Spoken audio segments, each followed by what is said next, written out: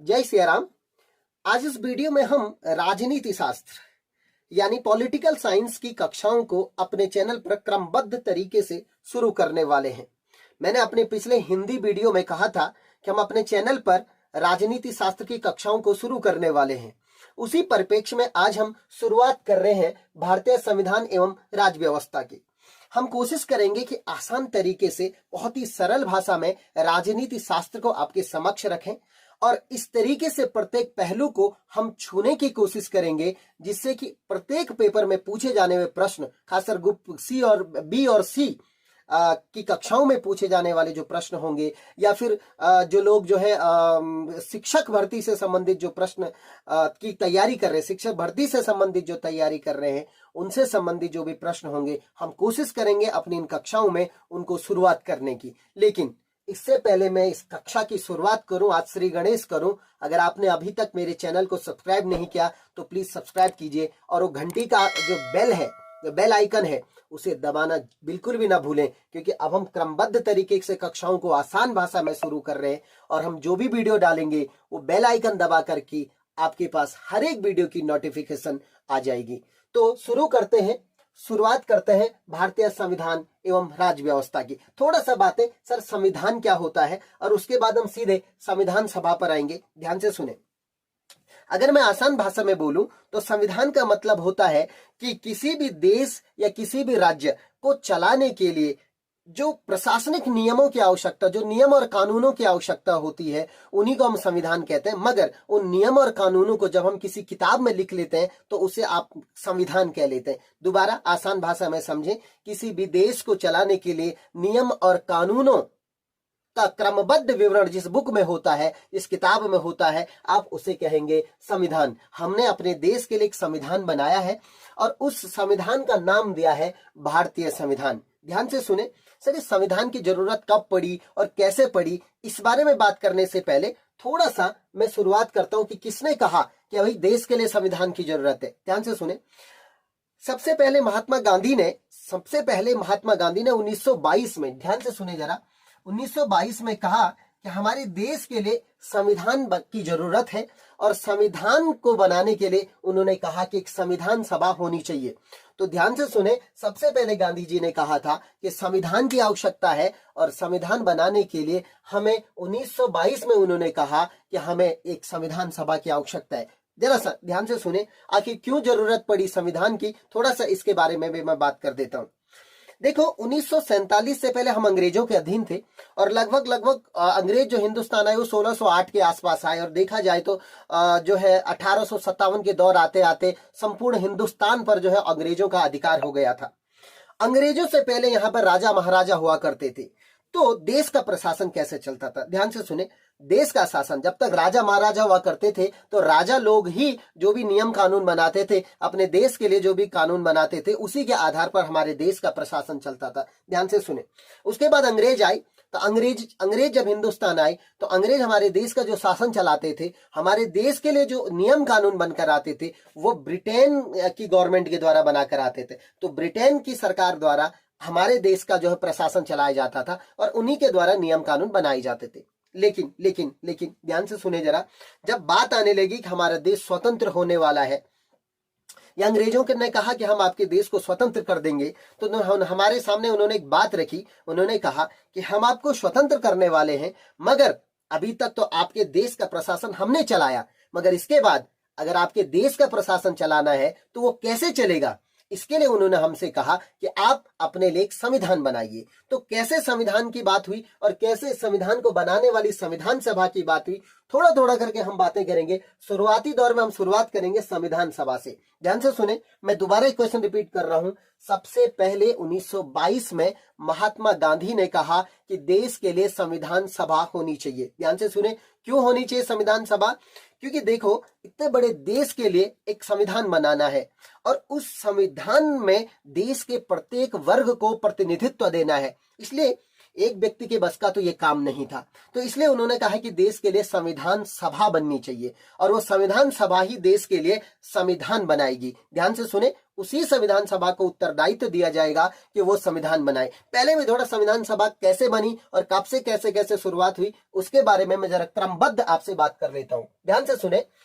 सर्वप्रथम 1922 में महात्मा गांधी ने कहा कि देश के संविधान बनाने के लिए एक संविधान सभा होनी चाहिए। ध्यान से सुने। उसके बाद सन 1940 में, ध्यान से सुने, सन 1940 में अंग्रेजों ने एक जो हमारे देश के नेताओं के समक्ष या हमारे देश के समक्ष एक प्रस्ताव रखा, उसे हमने नाम दिया अगस्त प्रस्ताव। तो अगस्त प्रस्ताव में भी जो है अंग्रेजों ने हमसे कहा कि हम आपको एक संविधान बनाने के लिए, आपके लिए संविधान बनाने के लिए एक संविधान बनाना चाहते हैं। अगस्त प्रस्ताव 1940 में हम आपके देश के लिए एक संविधान सभा बनाना चाहते हैं। लेकिन ऐसा क्यों हुआ कि 1940 में संविधान सभा नहीं बन पाई? इसका एक कारण था कि अंग्रेजों ने कहा कि इस संविधान सभा में अधिकतर लोग हिंदुस्तानी होंगे। अधिकतर का मतलब आप समझते हैं? मतलब कुछ अंग्रेज भी हो सकते हैं। आप समझ रहे हो? कुछ अंग्रेज भी हो सकते हैं। इसलिए इस बात का विरोध हुआ। उन्होंने कहा कि आप कुछ हिंदुस्तानी रखोगे और कुछ अंग्रेज रखोगे, यानी हमारे अनुसार फिर संविधान नहीं बन पाएगा। हिंदुस्तानियों ने कहा कि हमारे जो संविधान सभा बनेगी, तो हमारे देश के लिए संविधान बनाएगी, उस संविधान सभा में केवल और केवल हमारे देश के निवासी होने चाहिए। इसलिए 1940 में अगस्त प्रस्ताव का बहिष्कार हो गया। ध्यान से सुने। अब 1942 का दौर आया। ध्यान से सुने। 1942 का दौर आया।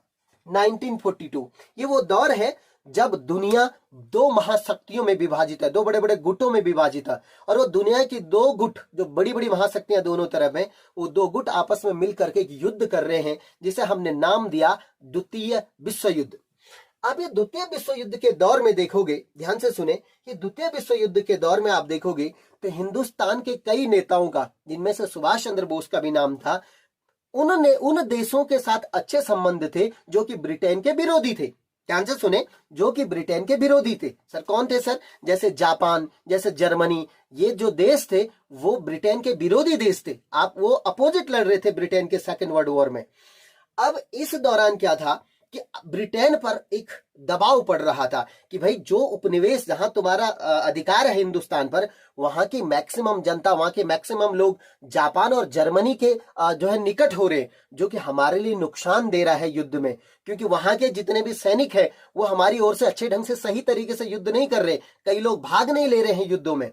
तो बड़ी बड़ी शक्तियां, जिनमें से फ्रांस थे, जिनमें से अमेरिका थे, इन्होंने ब्रिटेन पर दबाव बनाया और कहा कि आप ऐसा कुछ करो कि हिंदुस्तान के साथ तुम्हारे रिश्ते सुधर जाएं। ध्यान से सुनो। इसी परिप्रेक्ष्य में 1942 में, तब ब्रिटेन में जो सरकार थी वो वहां पर डेमोक्रेटिक पार्टी की सरकार थी, और उसके जो प्रधानमंत्री थे वो थे उनका नाम था चर्चिल, ब्रिस्टल चर्चिल। ध्यान से सुने जरा। तो ब्रिस्टल चर्चिल ने अपनी जो कैबिनेट होती है, वो कैबिनेट का एक सदस्य हिंदुस्तान भेजा। कैबिनेट का एक सदस्य हिंदुस्तान भेजा, और उस कैबिनेट के एक सदस्य का नाम था स्टेफोर्ड क्रिप्स। ध्यान से सुने। उस कैबिनेट के एक सदस्य का नाम था स्टेफोर्ड क्रिप्स, और इस सदस्य को जो भारत भेजा उसको नाम दिया गया क्रिप्स मिशन। ध्यान से सुने। 1942 में उसे नाम दिया गया क्रिप्स मिशन। यह हिंदुस्तान आया। क्रिप्स, इनका नाम स्टेफोर्ड क्रिप्स था। वो हिंदुस्तान आए और हिंदुस्तानी नेताओं से मिले। उन्होंने कहा कि अगर सेकंड वर्ल्ड वॉर में, ध्यान से सुने, अगर सेकंड वर्ल्ड वॉर में आप हमारा साथ देते हैं, बिल्कुल दिल और दिमाग से आप अगर हमारा साथ देते हैं, आप जर्मनी और जापान का साथ नहीं देते, हमारा अगर आप साथ देते हैं, तो युद्ध के बाद हम आपके लिए एक संविधान सभा बनाएंगे। ध्यान से सुनना। 1942 में क्रिप्स मिशन में कहा गया कि युद्ध के बाद, यानी जब हम युद्ध जीत जाएंगे, कब की बात हो रही? 1942 में। युद्ध कब तक लड़ा? 1939 से लेकर के 45 तक युद्ध चला। 42 में क्रिप्स कहते हैं कि अगर युद्ध समाप्त हो जाएगा और युद्ध के बाद हम आपके लिए जो है वो एक संविधान सभा बनाएंगे, जो कि आपके लिए, ध्यान से सुनना, आपके लिए संविधान का निर्माण करेगा। ये कहा गया 1942 में क्रिप्स मिशन में। लेकिन इसका बहुत बड़े लेवल पर बहिष्कार हुआ। बहिष्कार क्यों हुआ, इस बात को भी समझे। इसका बहिष्कार का कारण यह था कि हिंदुस्तानी नेताओं ने कहा कि भाई युद्ध के बाद क्यों आप उधर, हम आपके साथ युद्धों में आपका साथ देते हैं, इधर आप संविधान सभा का निर्माण कीजिएगा। लेकिन शर्त यही थी कि युद्ध के बाद हम आपके लिए संविधान सभा का निर्माण करेंगे। इस वजह से एक मुख्य बात अगर समझे तो स्टैफोर्ड क्रिप्स का जो बहिष्कार हुआ इस क्रिप्स मिशन का, गांधी जी ने क्रिप्स मिशन को एक नाम कहकर आलोचना की। उन्होंने कहा ये पोस्ट डेटेड चेक है। ध्यान से सुने जरा, उन्होंने कहा कि ये पोस्ट डेटेड चेक है। पोस्ट डेटेड का मतलब होता है कि बाद का, यानी आप इस चेक को आज यूज नहीं कर सकते, आप कई दिनों बाद इसको यूज करते हैं, यानी कल कभी होगा और पता नहीं कल आता कि नहीं आता, आप पता नहीं युद्ध के बाद मुकर जाएं। तो उन्होंने इसे नाम दिया पोस्ट डेटेड चेक, यानी कल की तारीख का चेक है, आज इसे आप भुना नहीं सकते। तो गांधी जी ने इसका विरोध किया, सभी नेताओं ने विरोध किया, इस वजह से क्रिप्स मिशन को भी नहीं माना गया। ध्यान से सुने, अब क्या हुआ सर, 1942 के बाद की घटना को थोड़ा समझे। मैं आपको कोशिश करूंगा कि आसान भाषा में चीजों को समझाने की कोशिश करूंगा। अब 1942 के बाद सेकेंड वर्ल्ड वॉर समाप्त हो गया। कब हुआ सर, 1945 में। ध्यान से सुना, 1945 में सेकेंड वर्ल्ड वॉर समाप्त हो गया। समाप्त हुआ तो ब्रिटेन में सरकार बदल गई। जो वहां पे डेमोक्रेटिक पार्टी की सरकार थी, जो ब्रिस्टल चर्चिल वहां पे प्रधानमंत्री थे, वो चुनाव हार गए और वहां पर जो है सेकेंड वर्ल्ड वॉर के बाद एक पार्टी सत्ता में आई। उस पार्टी का नाम था लेबर पार्टी। ध्यान से सुने, मैं 45 की बात कर रहा हूं। ब्रिटेन में राजनीतिक घटनाक्रम बदल गए और लेबर पार्टी की सरकार बन गई। ध्यान से सुने, लेबर पार्टी की सरकार बन गई और लेबर पार्टी के जो प्रधानमंत्री बने उनका नाम था क्लीमेंट एटली। ध्यान से सुने, क्लीमेंट एटली। देखो, सरकारें जो होती है, पार्टियां जो होती है, उनकी अपनी एक विचारधारा होती है। लेबर पार्टी की सरकार, क्लीमेंट एटली प्रधानमंत्री। ये लेबर पार्टी एक उदारवादी पार्टी थी। ध्यान से सुना, एक उदारवादी पार्टी थी। लेबर पार्टी के प्रधानमंत्री एटली ने कहा, अपने वहां उनके यहां जैसे हमारे लोकसभा होती है तो वह ब्रिटेन में हाउस ऑफ कॉमन्स होता है, तो उन्होंने कहा कि भारत को स्वतंत्र होना है, यानी उन्होंने एक शब्द में कहा कि भारत को स्वतंत्र होने का अधिकार है, हम नहीं चाहते कि हम किसी को भी अपने अधीन रखें। ये क्लीमेंट एटली साहब ने कहा और उन्होंने कहा कि हम जून 1948 तक, ध्यान से सुने ये डेट है, जून 1948 तक हम भारत को स्वतंत्र कर देंगे। ध्यान से सुने, उन्होंने कहा कि जून 1948 तक हम भारत को स्वतंत्र कर देंगे। लेकिन उन्होंने कहा भैया बोलने से नहीं होगा, इसलिए क्लीमेंट एटली ने अपने कैबिनेट के 3 मेंबर, ध्यान से सुने, अपने कैबिनेट के 3 मेंबर, उनका नाम था, सबसे पहले नंबर के व्यक्ति थे पैथिक लॉरेंस। ध्यान से सुने, पहले नंबर के व्यक्ति थे पैथिक लॉरेंस। दूसरे नंबर के व्यक्ति थे A B Alexander, A B Alexander. और तीसरे नंबर के जो व्यक्ति थे उनका नाम, वही जो क्रिप्स मिशन में थे, उनका नाम था स्टैफोर्ड क्रिप्स। Stafford Cripps. इन 3 लोगों को हिंदुस्तान भेजा और ये तीनों, क्योंकि एटली के कैबिनेट के लोग थे, इसलिए इस मिशन का नाम रखा गया कैबिनेट मिशन। ध्यान से सुने, कैबिनेट मिशन। इन लोगों को हिंदुस्तान भेजा गया। कब भेजा सर, 1946 में। ध्यान से सुने, कब भेजा, 1946 में हिंदुस्तान भेजा। किसको, Pethick Lawrence, A B Alexander और स्टैफोर्ड क्रिप्स को। सर ये कौन थे, इनके अध्यक्ष कौन थे? मैंने कहा ये कैबिनेट के सदस्य थे क्लीमेंट एटली साहब के, इसके अध्यक्ष थे पैथिक लॉरेंस। ध्यान से सुना, दोबारा बता रहा हूं, पैथिक लॉरेंस इस मिशन के अध्यक्ष थे। जब मिशन हिंदुस्तान आया तो हिंदुस्तानी नेताओं से मिला, हिंदुस्तानी जनता से मिली और इन्होंने कहा कि भाई ऐसा है, जून 1948 तक, ध्यान से सुने जरा सा, इन्होंने कहा, इस कैबिनेट मिशन ने कहा कि जून 1948 तक हम आपको स्वतंत्र कर देंगे। ध्यान से सुने जरा, जून 1948 तक हम आपको स्वतंत्र कर देंगे, इसलिए आप एक काम करो कि हम आपको स्वतंत्र करेंगे और आपके देश का प्रशासन कैसे चलेगा, इसलिए आप एक काम करो, अपने लिए एक संविधान बनाओ। मगर उससे पहले, ध्यान से सुने, मगर उससे पहले उन्होंने कहा कि आप अपने लिए एक संविधान सभा बनाओ जो कि, ध्यान से सुनना, जो कि आपके लिए एक संविधान का निर्माण करेगी। देखो, एक बहुत बड़ा काम था, किसी एक व्यक्ति के बस का नहीं था। तो उन्होंने कहा कि आप एक काम करो, एक संविधान सभा बनाओ। ध्यान से सुनो, संविधान सभा की बात तो क्रिप्स मिशन में भी हुई थी, लेकिन वास्तविक आधार पर जो संविधान बनी, सभा बनी, संविधान सभा बनी, वो बनी कैबिनेट मिशन के आधार पर। और कैबिनेट मिशन कब आया था, 1946 में। ध्यान से सुने, 1946 में कैबिनेट मिशन हिंदुस्तान आया। जब कैबिनेट मिशन हिंदुस्तान आया तो इन्होंने कह दिया कि भाई आप संविधान सभा बनाओ, हम आपको स्वतंत्र कर देंगे। हिंदुस्तानी नेता मान गए, उन्होंने कहा ठीक है भाई। लेकिन कैबिनेट मिशन में एक बात कही गई थी कि देखो एक सभा है तो उसमें सदस्य भी होंगे।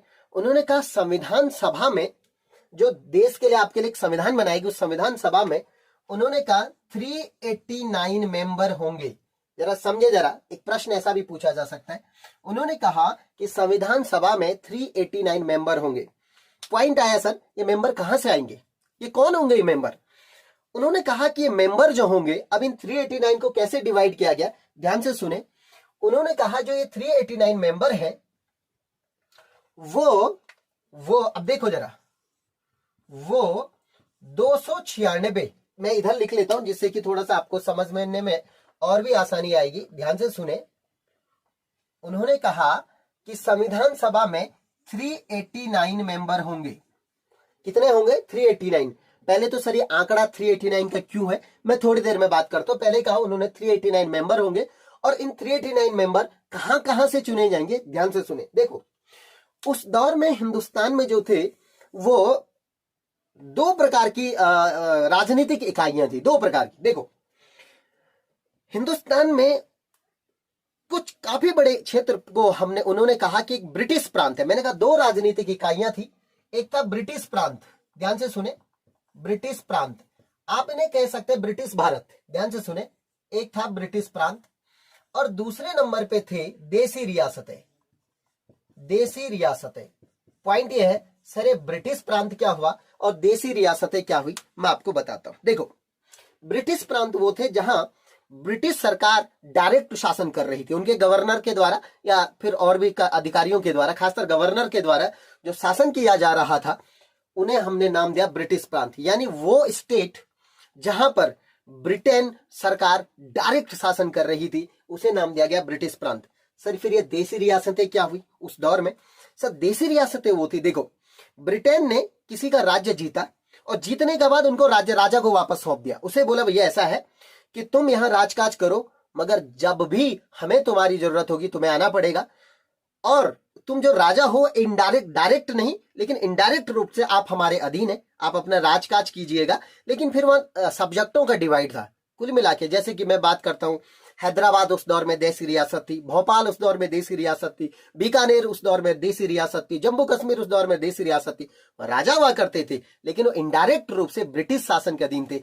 उन राजनीतिक इकाइयों को नाम दिया गया देसी रियासतें। ध्यान से सुने। तो उन 389 मेंबर में से कैबिनेट मिशन में बात कही गई कि उन्होंने कहा इन 389 मेंबर में से, ध्यान से सुनना, उन्होंने कहा 292, अच्छा मैंने 2 क्यों, अभी मैंने 6 बोला था, इस बारे में बात करता हूं, +4 मेंबर जो आएंगे, 292 +4 यानी 296 हो गया। 296 मेंबर आएंगे ब्रिटिश प्रांतों से। अब ये ब्रिटिश प्रांत मैंने अभी आपको बता दिया, प्लस जरा सा ध्यान से सुनने, 93 मेंबर जो आएंगे, ध्यान से सुने जरा सा, 93 जो मेंबर आएंगे वो आएंगे देसी रियासतों से। 93 मेंबर आएंगे देसी रियासतों से, ध्यान से सुने। अब सर ये आएंगे तो ठीक है, पर ये चुने कैसे जाएंगे? और दूसरी बात ये 4 वाला क्या खेल है, ध्यान से सुने। ये मैंने कहा 292 ब्रिटिश प्रांतों से, 4 क्यों आपने प्लस में मारा, इसे जरा ध्यान दें। 4 जिस तरीके से आज केंद्र शासित प्रदेश होते हैं उस तरीके से ब्रिटिश काल में 4 ऐसे क्षेत्र थे जिन्हें हम कमिश्नरी क्षेत्र कहते हैं। वो 4 कमिश्नरी क्षेत्र थे। कई बार उन 4 कमिश्नरी क्षेत्रों के भी नाम पूछे जाते हैं कि इनमें से कौन ब्रिटिश काल में वहां जो थे ब्रिटिशर्स के जो है वो एक प्रकार से कमिश्नर बैठते थे, तो उनका कौन थे वो 4 कमिश्नर क्षेत्र, उनके आपको नाम पता होना चाहिए। नंबर 1 कमिश्नरी क्षेत्र था दिल्ली, ध्यान से सुने, आज के केंद्र शासित प्रदेश टाइप के। दूसरा केंद्र शासित प्रदेश जो था उसका नाम आपको पता होना चाहिए, वो था कुर्ग। सर ये कुर्ग कहां पड़ता है? आज का कर्नाटक, मैसूर वाला जो इलाका था, कुर्ग। तीसरे नंबर की जो रियासत थी उसका नाम था जयपुर, जयपुर मेरवाड़ा, ध्यान से सुने, जयपुर मेरवाड़ा, आपको याद रखना चाहिए, जयपुर मेरवाड़ा, इसका दोनों संयुक्त नाम था। और चौथे नंबर की जो रियासत थी उसका नाम था बलूचिस्तान, आज का जो है वो पाकिस्तान में चला गया है, बलूचिस्तान। तो दिल्ली, कुर्ग, जयपुर, मेरवाड़ा और बलूचिस्तान, ये 4 ऐसी रियासतें थी जहां से मेंबर आने थे। यानी चार रियासतों से 4 ही मेंबर आई, एक एक सबसे 4 मेंबर तो ये आएंगे, प्लस 292 मेंबर जो हैं वो अन्य ब्रिटिश प्रांतों से आएंगे। ध्यान से सुने। और 93 सीटें आएंगी देसी रियासतों से। ध्यान से सुने, 93 सीटें आएंगी देसी रियासतों से। ठीक है, आपको 4 नाम आपको पता चल गया होगा। ठीक हो गया सर। तो 389 मेंबर में सर इनका चुनाव कैसे होगा, और ये 389 मेंबर क्या है, जरा से ध्यान रखें। इनका चुनाव, जो ब्रिटिश प्रांतों से आ रहे थे, इनका चुनाव जो होगा वो एक प्रकार से इनका इलेक्शन होगा। अब इनका इलेक्शन कैसे होगा, वहां की प्रांतीय विधानसभाओं में जो लोग हैं उनके प्रतिनिधियों द्वारा चुनाव होगा। जहां भी राज्य थे इनके 292 जो थे, जो भी राज्य थे, और प्लस 4 जो इनके कमिश्नरी क्षेत्र से, वहां से जो लोग चुन के आएंगे वहां की प्रांतीय विधानसभाओं से आएंगे। ध्यान से सुनना, वहां की प्रांतीय विधानसभाओं से। तो टोटल कितने मेंबर आएंगे, 292 प्लस 4 मेंबर, यानी 296 मेंबर ऐसे आएंगे। मगर ये जो 93 सीटें देसी रियासतों से आएंगी, इनके लिए इलेक्शन नहीं होगा, ये मनोनीत आएंगे। ध्यान से सुनना, ये मनोनीत आएंगे। मनोनीत का मतलब होता है इनका नामांकन होगा, इनका चुनाव नहीं होगा। ध्यान से सुने। तो 292 प्लस 4, ये आप समझ गए प्लस 4 क्या है, प्लस 93 देसी रियासतों से। ध्यान से सुने जरा। सर अब ये 389 मेंबर ही क्यों रखा गया, ऐसा क्यों है, और ज्यादा क्यों नहीं हुआ? देखो, कैबिनेट मिशन में साफ लिखा हुआ है कि जितने भी मेंबर्स के जो चुनाव होंगे संविधान सभा के लिए, वो जनसंख्या के आधार पर होगा। ये पेपर में कई बार ऐसे प्रश्न पूछे जाते हैं, जनसंख्या के आधार पर संविधान सभा में मेंबर जाएंगे। और उन्होंने एक एवरेज आंकड़ा रखा था कि 10 लाख की जनसंख्या पर, ध्यान से सुने, 10 लाख की जनसंख्या पर एक सदस्य संविधान सभा के लिए चुना जाएगा। 10 लाख की, और दूसरा जनसंख्या के आधार पर। ये 2 टर्म्स से ध्यान रखें। तो अगर 10 लाख की जनसंख्या की बात की गई कि एक मेंबर होगा, और अगर मैं उस दौर की एक एवरेज बात करूं तो उस दौर में जो भारत की जनसंख्या थी वो करीब करीब 40 करोड़ थी। 40 करोड़, मैंने करीब करीब कहा, यानी ये 45 और 40 के बीच में हो सकती है, सॉरी 35 और 40 के बीच में हो सकती है। तो 40 करोड़ एवरेज थी। अगर हम 10 लाख का भाग करीब करीब दे देते हैं तो ये जो है वो 400 का आंकड़ा लगभग, तो 389 मेंबर इस हिसाब से आए। ये पूछा नहीं जाता है, पर मैंने आपके लिए ज्ञान के लिए ये चीजें बता दी। ध्यान से सुने जरा। तो ये हो गया सर, संविधान सभा इस तरीके से बनी, और इस तरीके से जो है वो संविधान सभा में मेंबर आई। ध्यान से सुने। ये वीडियो थोड़ा लंबा होगा, आज का तो मैं छोटा ही करूंगा, लेकिन मैं 2-3 पार्ट में इस चीज को डिवाइड करके आपको अच्छे ढंग से समझाऊंगा, जिसको आपको पॉलिटिकल साइंस बहुत आसानी से समझ में आएगी। ध्यान से सुने। अब पॉइंट ये है कि सर कितने मेंबर, जब चुनाव हुआ तो कितने मेंबर जीते, कौन कहां से जीता, कितने मेंबर जीते, इस बारे में भी हम बात कर लेते हैं। जब ये 389 मेंबर्स के लिए चुनाव हुआ, ध्यान से सुने, उसमें से 208 सीटें कांग्रेस ने जीती। 208 सीटें कांग्रेस, यानी उस समय जो इंडियन नेशनल कांग्रेस थी उसने 208 सीटें दी थी। ध्यान से सुने। उसमें से 73 सीटें मुस्लिम लीग ने जीती। ध्यान से सुने, 73 सीटें मुस्लिम लीग ने जीती। जबकि क्योंकि जिनके लिए चुनाव हुआ ये तो मनोनीत होने थे, इनका तो कोई आंकड़ा नहीं है, इनका आंकड़ा 296 के लिए जो चुनाव हुआ। जबकि 15 जो सीटें थी वो अन्य छोटे छोटे जो दल थे, जो स्वतंत्र लोग थे, अन्य दलों ने जीती, अन्य दलों ने। ध्यान से सुने। अब चुनाव का रिजल्ट आ गया है। कहां हुए उपचुनाव? ब्रिटिश प्रांतों में, क्योंकि चुनाव वही होने थे, बाकी मेंबर को निर्वाचित होना था। तो उनमें से 208 सीटें कांग्रेस को मिली, 73 सीटें मुस्लिम लीग को मिली, और जबकि 15 सीटें अन्य दलों को मिली। ध्यान से सुना, 15 सीटें अन्य दलों को मिली। ओके, इसका मतलब ये तय था कि संविधान सभा पर कांग्रेस का पूरा दबदबा था। ध्यान से सुने, कांग्रेस का पूरा दबदबा था। अगर बोले तो उन्हें फुल बहुमत था 208 सीटों के साथ। तो अगर आप 208, 73, 15 जोड़े तो 296 आता है, ये आप समझ गए होंगे। ओके, अब हम आगे समझते हैं सर। ध्यान से सुने जरा सा। अब आगे क्या हुआ? आगे की प्रोसेस ये हुई कि 9 दिसंबर 1946 को, ध्यान से सुने जरा, 9 दिसंबर 1946 को संविधान सभा की पहली बैठक हुई। देखो, अब संविधान सभा बनके तैयार हो गई है। अब संविधान सभा बनके तैयार हो गई है, और अब ये संविधान सभा अपनी कार्यवाही शुरू करने वाली है। तो कार्यवाही शुरू करने के लिए उन्हें बैठकें करनी पड़ेंगी। तो संविधान सभा की पहली बैठक जो हुई 9 दिसंबर 1946 को हुई। ध्यान से सुना, 9 दिसंबर 1946 को हुई। और इस प्रश्न आता है कि सर पहली बैठक कब हुई, तो मैंने कहा 9 दिसंबर 1946 को। इसके अध्यक्ष कौन थे? इसके अध्यक्ष जो बनाए गए वो थे सच्चिदानंद सिन्हा। सच्चिदानंद सिन्हा, ध्यान से सुने, सच्चिदानंद सिन्हा को। मगर ये क्या इनका चुनाव हुआ? बिल्कुल भी नहीं। मैं आपको बता दूं 9 दिसंबर 1946 को सच्चिदानंद सिन्हा, जो कि उस संविधान सभा में जितने भी वरिष्ठतम लोग थे उन सभी में वरिष्ठतम व्यक्ति थे, इसलिए सच्चिदानंद सिन्हा को 9 दिसंबर 1946 को संविधान सभा का अध्यक्ष बनाया गया, मगर अस्थायी, टेम्परेरी बनाया गया, क्योंकि कुछ समय बाद बदल जाएंगे। ध्यान से सुनना। अब प्रश्न आता है सर इस दिन अध्यक्ष ये बन गए, हो गया, ये कितनी तारीख को हुआ, कितने मेंबर्स ने भाग लिया पहली संविधान सभा की बैठक में? कई बार पेपर में पूछा जाता है। और ये मेंबर्स ने जो भाग लिया वो थे टोटल 207 मेंबर ने। ध्यान से सुनना, 207 मेंबर ने भाग लिया। लेना कितने था? 389 मेंबर ने भाग लेना था, लिया 207। पॉइंट ये इतना कम आंकड़ा क्यों? ध्यान से सुने, पॉइंट ये है इतना कम आंकड़ा क्यों? इतने कम आंकड़े का कारण है कि पहली क्योंकि देखो कब की बात है, 9 दिसंबर 1946 को। हम स्वतंत्र होने वाले 15 अगस्त 1947 को। ध्यान से सुने, बहुत कम समय बचा हुआ है। 207 ही सदस्यों ने भाग किया। क्यों लिया?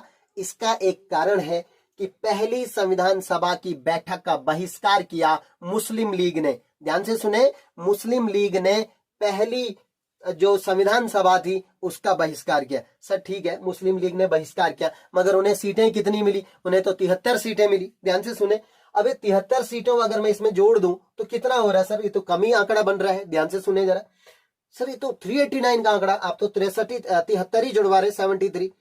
एक कारण और है, इस पहली जो संविधान सभा की बैठक हुई उसमें देसी रियासतों ने भी भाग नहीं लिया। क्यों नहीं लिया? क्योंकि देखो देश स्वतंत्र होने वाला था और उस समय तक देश की देसी रियासतें ये डिसीजन नहीं ले पा रही थी कि हमें हिंदुस्तान में शामिल होना है, हमें पाकिस्तान में शामिल होना है, या फिर हमें स्वतंत्र रहना है। ध्यान से सुनना, या फिर स्वतंत्र रहना। तो ये तब तक उस चीज को डिसाइड नहीं कर पा रही थी, इसलिए देसी रियासतों ने भी पहली संविधान सभा में भाग नहीं लिया, संविधान सभा की बैठक में भाग नहीं लिया। इस वजह से मात्र 207 सदस्यों ने ही संविधान सभा की पहली बैठक में भाग लिया। ठीक हो गया सर। अब दूसरी बैठक कब हुई? ध्यान से सुने, संविधान सभा की जो दूसरी बैठक हुई वो संविधान सभा की दूसरी बैठक हुई ठीक 2 दिन बाद। ठीक 2 दिन बाद कब हुई सर? 11 दिसंबर 1946 को।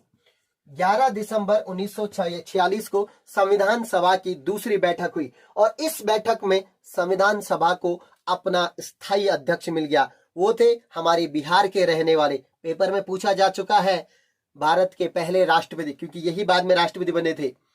कहाँ के थे? तो आपको बता दूं, पटना के रहने वाले, बिहार के थे हमारे राजेंद्र बाबू। और इस वजह से 11 दिसंबर 1946 को संविधान सभा को अपना पहला अध्यक्ष मिला डॉक्टर राजेंद्र प्रसाद के रूप में। ध्यान से सुना, वो जो थे संविधान सभा के स्थायी अध्यक्ष बने। यानी स्थायी का मतलब है जब तक संविधान सभा समाप्त नहीं हो जाती है, उसका संविधान निर्माण का कार्य समाप्त नहीं हो जाता है, तब तक राजेंद्र प्रसाद जो हैं वो भारत के राष्ट्रपति संविधान सभा के अध्यक्ष बने रहेंगे। मेरे मुंह से राष्ट्रपति क्यों आया? क्योंकि बाद में यही राजेंद्र प्रसाद भारत के राष्ट्रपति बन जाते हैं। ध्यान से सुना। ओके सर, अब एक और काम, जरा हमें ये एक डेट और याद रखनी है, वो है 13 दिसंबर 1946 को। सर 13 दिसंबर 1946 को क्या घटना हुई? ध्यान से सुनना। 13 दिसंबर 1946 को जवाहरलाल नेहरू ने संविधान सभा के समक्ष उद्देश्य प्रस्ताव रखा। अब सर उद्देश्य प्रस्ताव क्या होता है मैं आपको बता दूं। उद्देश्य प्रस्ताव का मतलब है कि संविधान सभा हमारे देश के लिए किस तरीके का संविधान बनाएगी, उसमें किस तरीके का हमारे लोगों का प्रतिनिधित्व होगा, कैसा राज्यों का संविधान बनेगा, कैसा हमारे देश का ढांचा होगा, कैसा उसका पॉलिटिकल ढांचा होगा, ये सब बातों का वर्णन उद्देश्य प्रस्ताव में था। तो पूछा जाता है कि जवाहरलाल नेहरू ने ये उद्देश्य प्रस्ताव संविधान सभा के समक्ष कब रखा? तो वो डेट थी 13 दिसंबर 1946 को। देखो 2 दिन के अंदर है, 9 और 2 11, 2 13। एक बात, 13 दिसंबर 1946 को संविधान सभा ने उद्देश्य प्रस्ताव को अस्वीकार कर दिया। पॉइंट ये, सर अस्वीकार क्यों किया? अस्वीकार नहीं किया, एक प्रकार से आप इन्हें बोलेंगे थोड़ा सा इसे लंबा कर दिया। इन्होंने कहा संविधान सभा में, जो उस दौर में वल्लभ भाई पटेल और भी जैसे गांधी जी जैसे लोग थे, उन्होंने कहा, खैर गांधी जी तो नहीं थे, पर वल्लभ भाई पटेल जैसे जो लोग थे या राजेंद्र प्रसाद जैसे जो लोग थे, उन्होंने कहा कि जब तक मुस्लिम लीग, ध्यान से सुने, जब तक मुस्लिम लीग संविधान सभा में शामिल नहीं हो जाती है तब तक हम उद्देश्य प्रस्ताव को स्वीकार नहीं करेंगे। मगर 22 जनवरी 1947 को जब मुस्लिम लीग शामिल हो गई, 22 जनवरी 1947 को संविधान सभा ने उद्देश्य प्रस्ताव को स्वीकार कर दिया। आपको बता दूं, यही उद्देश्य प्रस्ताव बाद में हमारी संविधान सभा की जो प्रस्तावना है उसका आप एक समझ सकते हैं बेस है। यही बाद में जो है थोड़ा बहुत चेंज करके देश की जो संविधान है उसकी प्रस्तावना बन गई थी। आज का वीडियो अब हम यहाँ पे समाप्त करते हैं। इससे आगे पॉलिटिकल साइंस को हम कल की कक्षाओं, दूसरी कक्षा में शुरू करेंगे। आज का वीडियो आपको कैसा लगा मुझे कमेंट में जरूर बताएं। जो भी आपकी क्वेरी है वो भी मुझे कमेंट में बताएं। धन्यवाद।